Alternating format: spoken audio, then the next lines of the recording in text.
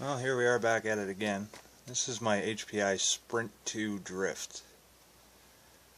It's a great starter car, but you get into competitive nature, obviously most of us do. It's not a very good car when it comes to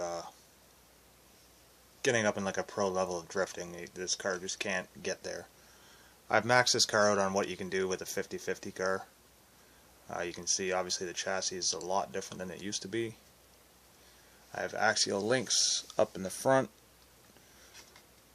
cross pattern steering with my servo sitting in the front here. Most of my electronics, well, all the electronics I've got it out of this. I've used them in other projects. I've had to resort to a rear tensioner, a longer front tensioner.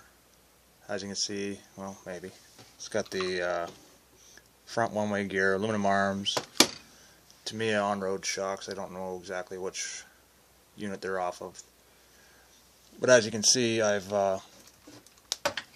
made the chassis out of wood, and you've probably seen that in my previous videos.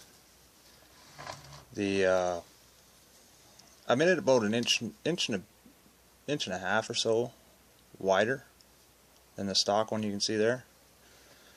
The reason for that is because moving my servo up sideways at the front gave me enough room to put the ESC on the opposite side, keep all my electronics up front minus the battery, and yeah, it worked out well. I've used it in almost every format you can put this car into except for overdriving the rear axle.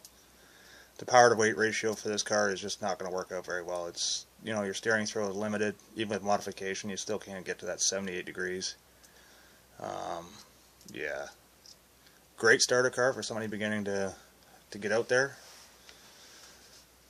I have one sitting in pretty much stock form. It just has a Mambo Max motor and ESC in it. That's pretty much the only thing that's not stock in it.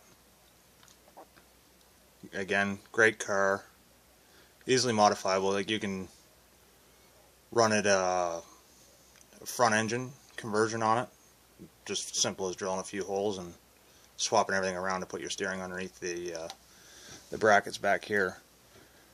I found that it made it almost uncontrollable, adding a little bit of weight to the front, keeping your speed up. There's no slow drifting with it really, because you can't overdrive the rear axle.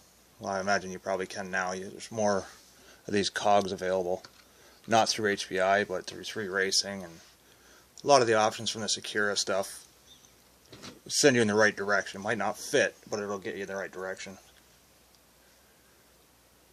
So yeah, if any questions, comments, they're all welcome. Thanks for watching.